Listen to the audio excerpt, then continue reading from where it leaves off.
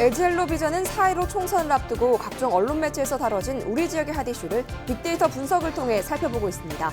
그동안 영암, 무안, 신안 선거구에서 자주 거론된 이슈는 무엇인지 살펴봤습니다. 여수 을 지역구에는 4명의 후보가 출마했습니다. 출마 배경과 공약을 점검했습니다. 21대 국회의원 선거를 앞두고 호남의 최대 격전지로 꼽히고 있는 목포시 선거구 후보자를 초청해 대담하는 시간 마련했습니다. 이번 시간에는 정의당 윤소아 후보의 지역 현안 해결 방안과 주요 공약 등을 알아봤습니다. 코로나19 여파로 중학교 3학년과 고등학교 3학년의 온라인 수업이 시작됐습니다. 하지만 일부 지역에서는 처음 시도된 원격 수업에 익숙하지 않아 혼선도 발생했습니다.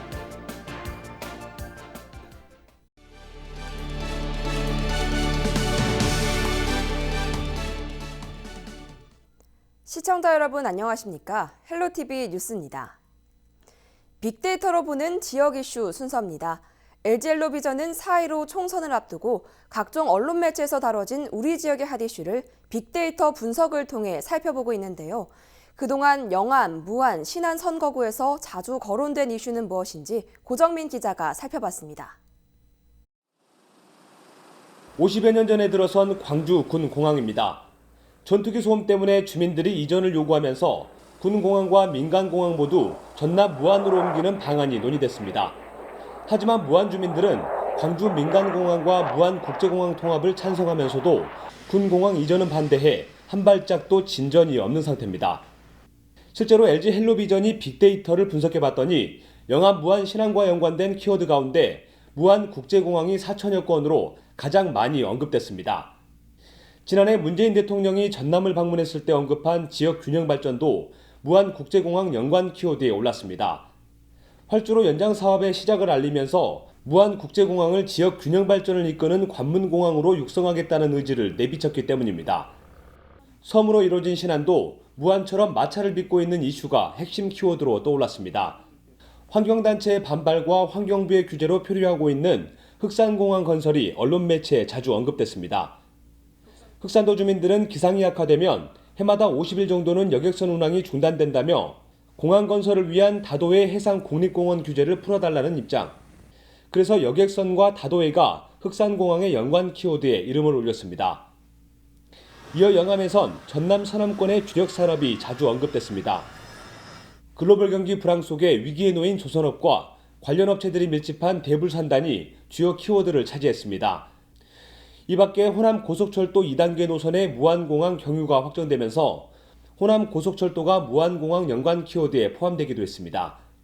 공항 건설 그리고 이전을 둘러싼 갈등과 지역의 주력 산업 육성에 초점이 맞춰진 영암 무안 신안. 이번 조사는 최근 4년 동안 포털뉴스에 업로드된 언론 매체 기사를 바탕으로 추출한 지역 이슈 키워드를 정리한 결과입니다.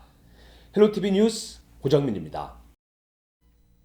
4.15 총선을 앞두고 LG헬로비전이 선거구별 후보자를 만나 주요 공약을 살펴보고 있습니다.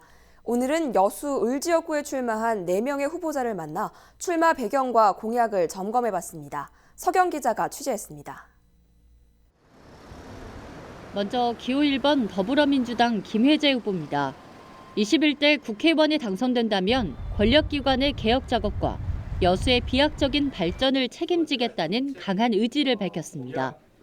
주요 공약으로는 소통과 협력의 새정치 환경 조성과 위축된 경제 위기를 타파하기 위한 경제 살리기 대책위원회 조성, 여수 국가산단 지역인재 고용 비율 2배 확대를 제시했습니다. 지역인재 고용 비율을 지금의 2배로 늘리겠습니다. 전남대 여수 캠퍼스와 한영대학교의 첨단학과를 신설해서 미래 인재 육성에 힘쓰겠습니다.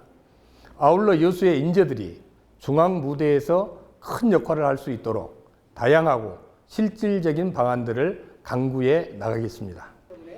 다음은 가장 뒤늦게 출사표를 던진 기호 2번 미래통합당 임동하 후보입니다. 임동하 후보는 국민에게 욕먹는 국회에 입성해 산소 같은 역할을 해내겠다며 출마 이유를 밝혔습니다.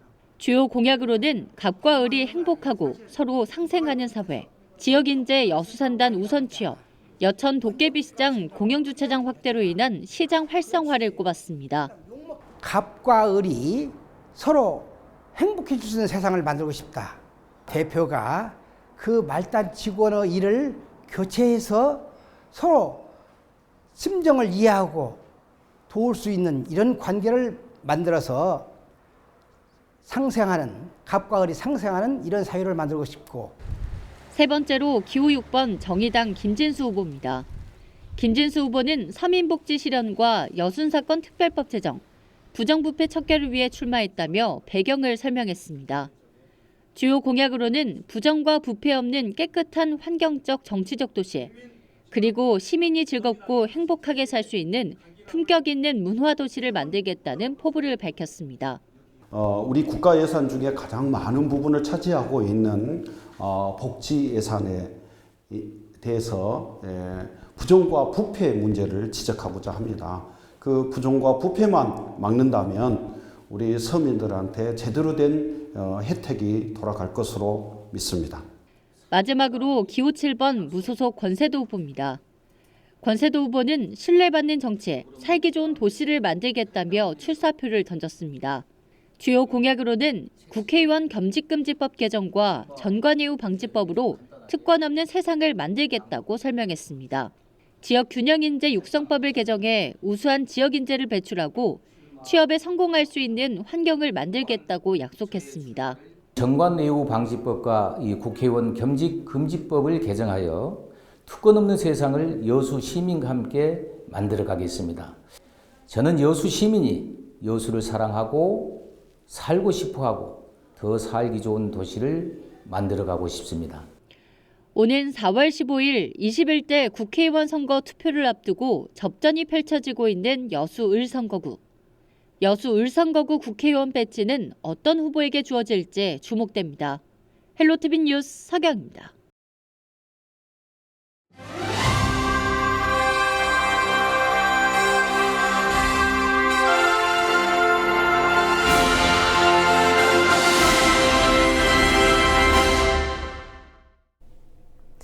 (21대) 국회의원 선거를 앞두고 호남의 최대 격전지로 꼽히고 있는 목포시 선거구 후보자를 초청해 대담하는 시간 마련했습니다.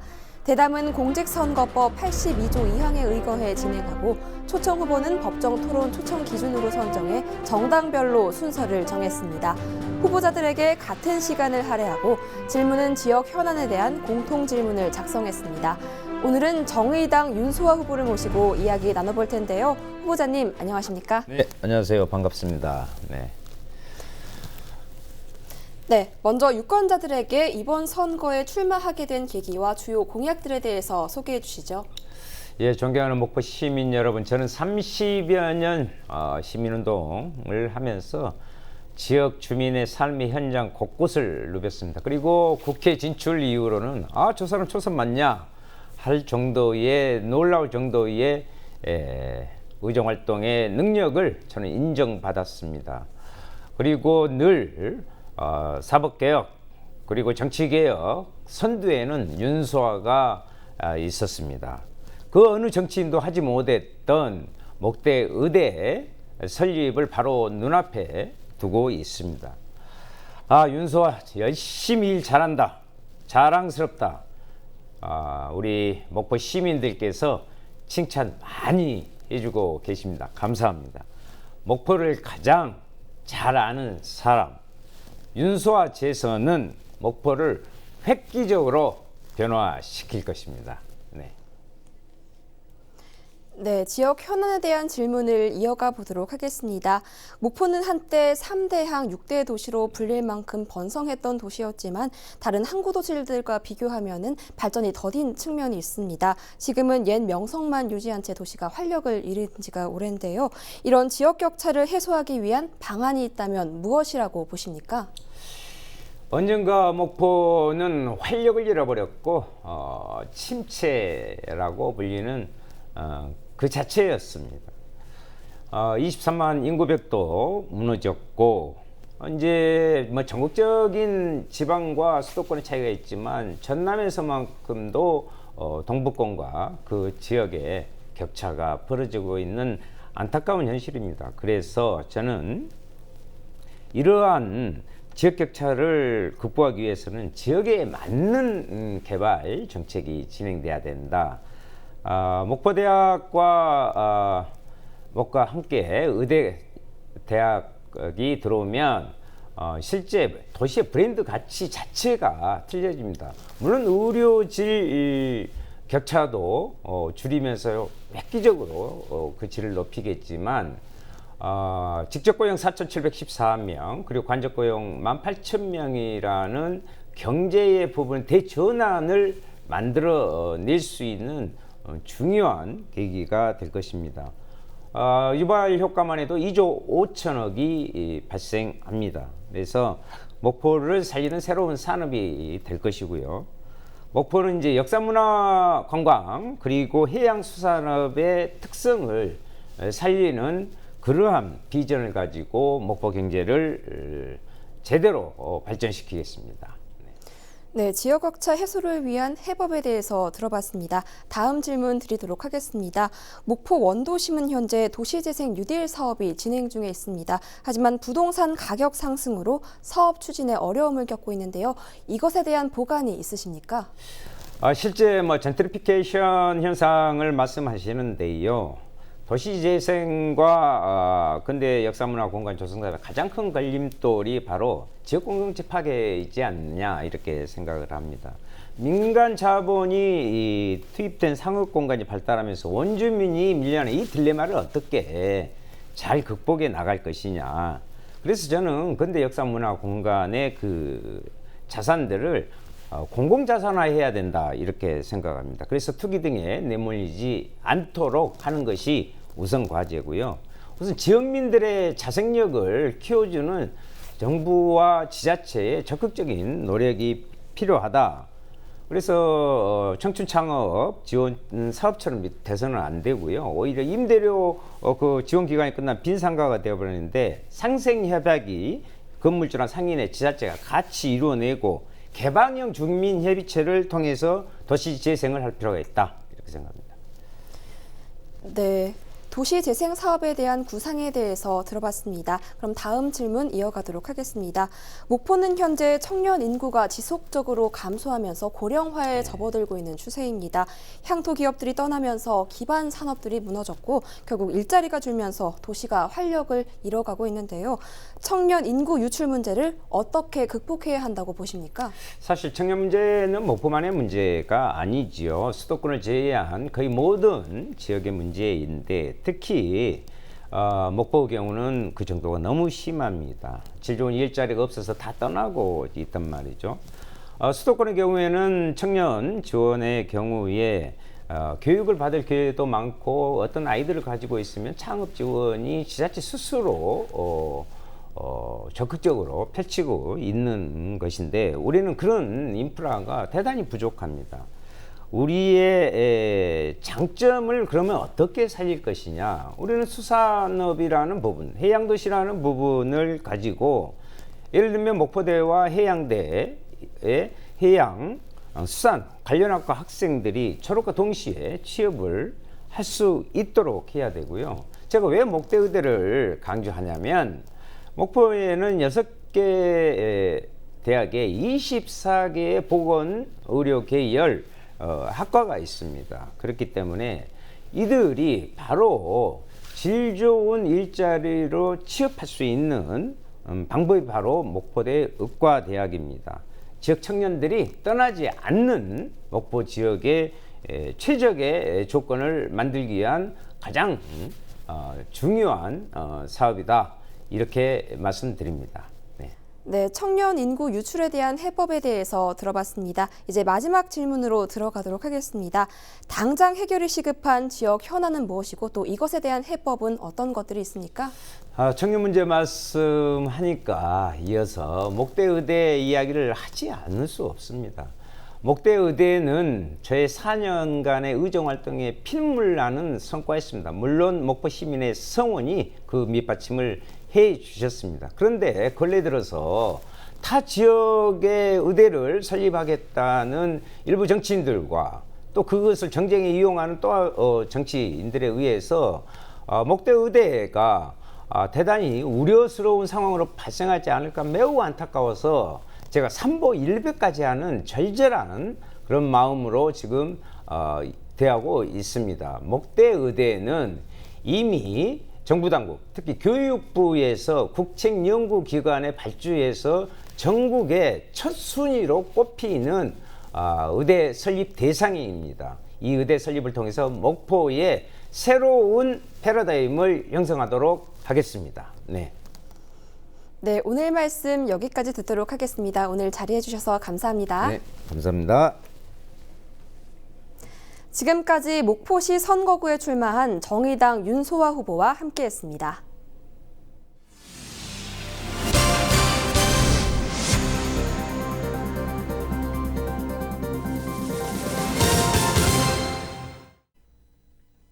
코로나19 여파로 중학교 3학년과 고등학교 3학년을 대상으로 온라인 개학이 시작됐습니다. 이색적으로 개학식도 온라인으로 진행되기도 했는데요. 일부 지역에서는 처음 시도된 원격 수업에 익숙하지 않아 혼선도 발생했습니다. 보도에 박종호 기자입니다. 강진의 한 중학교입니다. 온라인 개학이 시작되면서 학생들이 현장에 없는 개학식이 인터넷을 통해 진행됐습니다. 학생들을 직접 만나진 못했지만 인터넷을 통해 안부를 전하며 코로나19가 끝나기를 소망했습니다. 교장 선생님의 인사말에 이어 선생님들의 자기소개가 진행됐고 하루빨리 만나고 싶다며 건강을 당부했습니다. 교장 선생님은 밥을 먹어도 밥이 넘어가지 않고 자리에 누워도 잠이 오지 않고 여러분 보고 싶은 마음이 머리에서 발끝까지 가득합니다. 전국은 물론 전남에서도 고등학교 3학년과 중학교 3학년부터 온라인을 통한 개학이 시작됐지만 일부 혼선도 발생했습니다.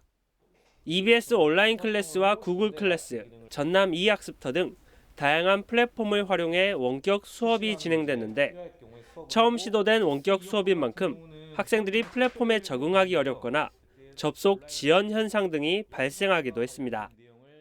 온라인으로 출석 상황을 확인하는 만큼 소통이 어려운 경우도 있었습니다. 이 친구 같은 경우는 지금 수업을 안 하고 있다는 것을 알 수가 있습니다. 이 친구가 휴대폰이 없다고 하여 학부모님과 통화한 결과 학부모님께서도 지금 업무로 인해 가지고 직장에 출근을 하셔서 학생을 볼 수 없는 상황이라고 합니다. 어떻게 해야 할지 지금 고민해 볼 상황인 것 같습니다. 전남교육청은 긴급 지원 콜센터를 운영해 학습 공백을 최소화하는 등 지원 활동을 강화하겠다고 밝혔습니다. 처음 해보는 온라인 수업이지만 우리 국민들이 코로나19를 막아내고 극복하듯이 원격 수업도 우리 선생님들의 열정과 우리 교장 선생님들의 리더십으로 충분히 안정화시키고 성공할 수 있으리라고 하는 확신을 갖고 있습니다. 원격 수업 진행으로 인한 접속 불량 등 다양한 문제점이 발견되고 있는 상황. 오는 20일까지 온라인 개학이 차례대로 진행되는 만큼 추가적인 개선책 마련이 시급합니다. 헬로티비 뉴스 박종호입니다. 완도군이 해외 입국자를 대상으로 코로나19 시설 격리를 의무화하는 행정명령을 발령했습니다. 전남 지역 해외 입국자들은 전라남도가 운영하는 임시검사시설에 들어가 코로나19 검사와 교육을 받은 뒤 음성 판정을 받게 되면 지자체로 이송됩니다. 완도군은 지역사회 감염을 차단하기 위해 지역에 주소를 둔 해외 입국자는 자택 격리가 아닌 지역의 지정시설에서 14일 동안 격리하고 추가 검사를 통해 음성 판정이 나오면 격리를 해제한다고 설명했습니다. 전남 동부권 5개 기관이 코로나19 극복을 위한 헌혈에 동참했습니다. 전라남도 동부지역본부와 광양만권 경제자유구역청, 해양수산과학원, 보건환경연구원, 동물위생사업소 등 5개 기관 소속 공무원들은 팔마체육관에 마련된 헌혈버스에서 헌혈에 참여했다고 밝혔습니다. 전라남도 동부지역본부는 최근 코로나19 장기화로 도내 혈액 수급에 어려움이 많다며 시민들의 적극적인 참여를 호소했습니다. 4월 10일과 11일 사전투표가 실시되는데요.